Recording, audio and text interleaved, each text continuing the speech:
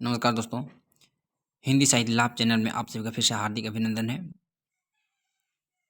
कल हम सभी ने पढ़ा था कबीरदास की जीवन परिचय और उनका मुख्य मुख्य वाक्य पढ़े थे और उसी को आगे बढ़ाते हुए सेकंड पार्ट में हम सभी आज पढ़ने वाले हैं कबीर की रचनाएं। कबीर की रचनाएं देवटेंड वेस्टकास्ट ने कबीर की मूल रचनाओं की संख्या 82 मानी है। कितनी? 82 संख्या मानी है। किसने? देवटेंड वेस्टकास्ट ने। मिश्र बंधुओं ने अपने ग्रंथ नवरत्न में कबीर की रचनाओं की संख्या 75 माना है। पुनः मिश्र बंधु ने 84 बताया है। मतलब विभिन्न विद्वान विभिन्न प्रकार के रचनाओं और इनकी संख्या मानते हैं। डॉक्टर रामकुमार वर्मा ने कबीर की रचनाओं की संख्या 85 बताया है। रामकुमार वर्मा ने कितनी बताया है? 85 संख्या बताई गई है।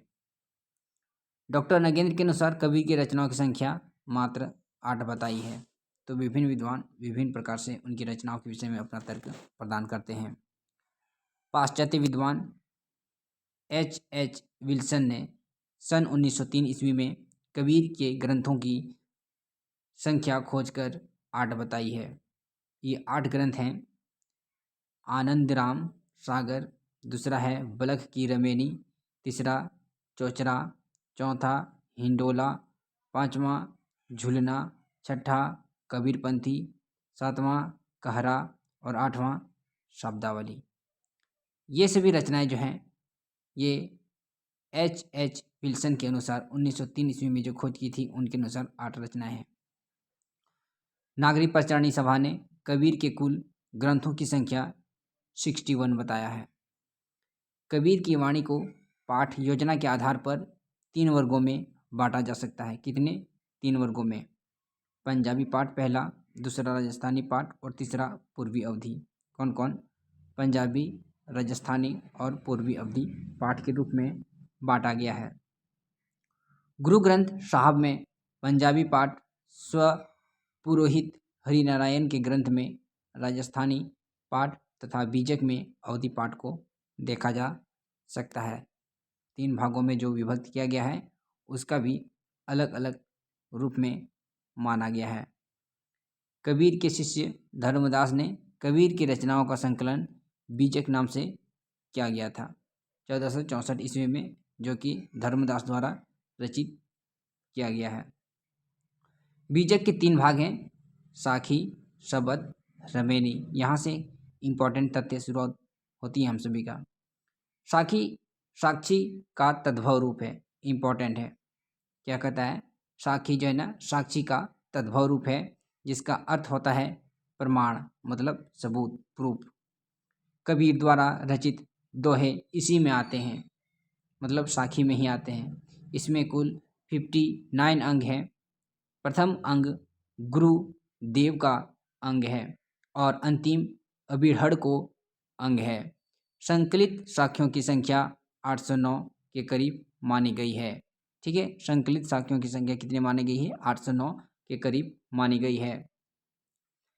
साखी को ज्ञान की आंख भी कहा गया है। मोस्ट इंपॉर्टेंट है एग्जाम की दृष्टि से कि आंख की ज्ञान किसको कहा गया है? 3 दे देगा और इनमें से कोई नहीं दे देगा, तो इसका आंसर होगा साखी। साखी जो है वो ज्ञान की आंख कहा गया है। शब्द शब्द का तद्भव है। देखिए वहाँ पर हम लोग देखे थे साखी साक्षी का तद्भव रूप है। अब यहाँ पर देखते हैं शब्द जो शब्द का तद्भव रूप है। इसमें गे पद है, मतलब गाने योग्य वाला, जो शास्त्रीय रगों पर आधारित है। इस पद में ब्रह्मा, माया, मोक्ष, जीव, जगत आदि पर गंभीर और दार्शनिक पूर्ण दृष्टि डाली गई है। रमेणी रामायण का तद्भव रूप है। देखिए 3 शब्द हमने देखा था, साखी साक्षी का तद्भव रूप, शब्द शब्द का तद्भव रूप है और रमेणी जो है वो रामायण का तद्भव रूप है। इसके 3 अर्थ हैं। कबीर वाडम्मय में बताया गया है। किसका? रमेणी का। आगे कहता है संसार में जीवों के रमण का विवेचन। 3 अर्थ तो जो बताया गया है रमेणी का, उस चीज को यहाँ पर विश्लेषण किया जा रहा है। संसार में जीवों के रमण का विवेचन। दूसरा कहता है वेद शास्त्र के विचारों में रमण तथा तीसरा कहता है एक छंद विशेष के जिसके प्रत्येक चरण में 16 मात्राएं होती है। रमेणी पद में कबीर के पदों और चौपाइयों का संकलन है। इंपॉर्टेंट है कि रमेणी में किसका पद है, कबीर के पदों और दोहों का संकलन या चौपाई देखने को मिलता है। ठीक है। कबीर एक समाज सुधारक संत थे। वे अपने सिद्धांतों और सद्वाणी से समाज के लिए कार्य किया। इसमें कुछ महत्वपूर्ण हैं। पहला है धार्मिक एकता को स्थापित करना। क्वेश्चन आता है कि इनमें से कौन सा कथन सही है, कौन सा कथन गलत है कबीरदास के विषय में, इसलिए ये हम सभी के लिए मोस्ट इम्पॉर्टेंट है। पहला कहता है धार्मिक एकता को स्थापित करना, जाति प्रथा का खंडन करना, ब्रह्म बाह्यचार और बाह्यडंबर का निषेध या विरोध। चौथा कहता है निर्गुण निराकार ब्रह्म की स्थापना करना। पांचवा कहता है सत्याचरण की प्रतिष्ठा करना। छठा कहता है जीव हिंसा का विरोध करना, मूर्ति पूजा का विरोध करना। आठवां कहता है सामाजिक विषमताओं और व्यवस्थाओं का खंडन करना, सहज और मानव हितकारी व्यवस्था का पोषण करना। अर्थात कबीर दास द्वारा ये सभी उनकी विशेषताएं के रूप में दिखाया गया है। दोस्तों, ये चैनल आपके लिए पूरी समर्पित है। साथ ही यहाँ से जो भी तथ्य अपलोड की जाती है वो पूरी का पूरा प्रामाणिक रूप से रहता है और सारांश के रूप में आपको इतना सटीक बहुत कम आपको मिलेगा। इसलिए आप इस चीज़ को ज़रूर नोट करते चले जाएं ताकि आपको आगे एग्ज़ाम में बेहतर तरीके से आपको सहयोग कर सके। आगे कहता है कबीर ने भी रहस्यवाद को अपनाया। उनके पदों में रहस्यवाद के ये रूप भावनात्मक रहस्यवाद, साधनात्मक रहस्यवाद, प्रकृति रहस्यवाद, अभिव्यक्ति मूलक रहस्यवाद आदि के रूप में जाने जाते हैं। कबीर ने अपने पदों में उलटबासी का भी प्रयोग किया है। ये क्वेश्चन कई बार पूछी भी गई है। कबीर के उलटबासियों के कई रूप हैं। रूप उलटबासी, प्रतीक उलटबासी, विरोध उलटबासी, अद्भुत रस उलटबासी आदि। कबीर की उलटबासी में अद्भुत रस है। कौन सा अद्भुत रस है?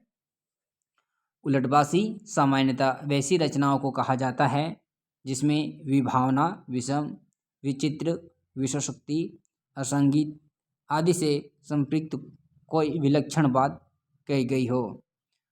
अब आते हैं कबीर की रचना में प्रयुक्त कौन कौन सा छंद का प्रयोग किया गया है। साखी, जो कि इसका साक्षी तद्भरू हमने देखा, कहता है इसमें दोहा छंद है। राजस्थानी पंजाबी मिश्रित खड़ी बोली दिखाई देती है। किसमें? साखी में। साखी में दोहा छंद है। शब्द में गे पद, ब्रज भाषा और पूर्वी बोली देखने को मिलती है। रमेणी में चौपाई दोहा, ब्रज भाषा और पूर्वी हिंदी के रूप में बोली जाती है। कबीर ने अपने आराध्य देव की उपासना की। कौन सा? आराध्य देव की उपासना की। पति के रूप में कहते हैं कबीर ने अपने आराध्य देव की उपासना पति के रूप में की है। किसके रूप में? पति के रूप में उपासना की है। आचार्य हजारी प्रसाद द्विवेदी ने कबीर को भाषा का डिटेक्टर कहा है। मोस्ट इम्पॉर्टेंट है, कई बार एग्जाम में पूछी गई है। हजारी प्रसाद द्विवेदी ने कबीर को भगवान विष्णु के नृसिंहावतार की प्रतिमूर्ति माना है। नृसिंह अवतार की प्रतिमूर्ति माना है। जो नृसिंह होता है ना, उसका अवतार रूप माना है। कौन? हजारी प्रसाद द्विवेदी ने। किसको? कबीरदास को। डॉक्टर श्याम सुंदर दास ने कबीर की भाषा को पंचमेल खिचड़ी रामचंद्र शुक्ल ने सद्दुकड़ी नाम से संबोधित किया है। ये क्वेश्चन कई बार क्वेश्चन पूछी गई है जो कि बहुत इंपॉर्टेंट है। डॉक्टर बच्चन सिंह ने संत भाषा कहा इनको, और सुनीति कुमार चटर्जी ने ब्रज भाषा, बाबू सक्सेना ने अवधी भाषा, उदय नारायण तिवारी ने बनारस की भाषा कहा है। मोस्ट इम्पॉर्टेंट है। कबीर की वाणियों का सबसे पुराना रूप गुरु ग्रंथ साहिब में मिलता है। ये भी काफ़ी इम्पॉर्टेंट है। कबीर ने अपनी बोली को पूर्वी बोली कहा है। काफ़ी इम्पॉर्टेंट है, पूछा जा सकता है कि कबीर ने अपनी बोली को किस बोली से कहा है, तो ये पूर्वी बोली से संबोधित करते हैं। मेरी बोली पूर्वी बोली किसका कथन है? कबीरदास का। कबीर एवं उनकी रचनाओं के बारे में विद्वानों का क्या क्या राय है, इस चीज को अब देखने को मिलने वाला है। देखिए आचार्य रामचंद्र शुक्ल क्या कहते हैं कबीर के बारे में। यहाँ से क्वेश्चन बिल्कुल आती है, बहुत हद तक क्वेश्चन यहाँ से पूरी पूछी जाती है। कहते हैं भाषा बहुत परिष्कृत और परिमार्जित न होने पर भी कबीर की उक्तियों में कहीं कहीं विलक्षण प्रभाव और चमत्कार है। प्रतिभा उनकी बड़ी प्रखर थी, इसमें संदेह नहीं। कहने का मतलब है आचार्य रामचंद्र शुक्ल कबीरदास की उक्तियों के बारे में कहते हैं कि उनका विशेष लक्षण नहीं दिखाई देता है, लेकिन उनकी जो भाव रहता है, जो इसमें परिमार्जित अधिक नहीं मिलता है, लेकिन इसका जो भाव रहता है वो बेहतर तरीके से समाज के ऊपर कटाक्ष करती है या फिर संबोधन करती है। दूसरा बिंदु कहते हैं इसमें कोई संदेह नहीं कि कबीर ने ठीक मौके पर जनता के उस बड़े भाग को संभाला जो नाथ पंथियों के प्रभाव से प्रेम भाव और भक्ति रस से शून्य सूक्ष्म पड़ता जा रहा था। मतलब उन्होंने उस समय भक्ति भाव जगाया जब जनता के बीच से भक्ति रस क्या समाप्त होती जा रही थी। ठीक है। क्वेश्चन सीरियल नंबर 3 कहता है उन्होंने भारतीय ब्रह्मवाद के साथ सूफियों के भावात्मक रहस्यवाद, हठ योगियों के साधनात्मक रहस्यवाद और वैष्णवों के अहिंसावाद तथा प्रपत्तिवाद का मेल करके अपना पंथ खड़ा किया। मतलब सभी उन्होंने प्रेम भाव को, हठ योग साधना को और वैष्णव अहिंसावाद तथा प्रपत्तिवाद का सबको मिलाकर उन्होंने अपना पंथ खड़ा किया था, अपना साम्राज्य तैयार किया था। कहते हैं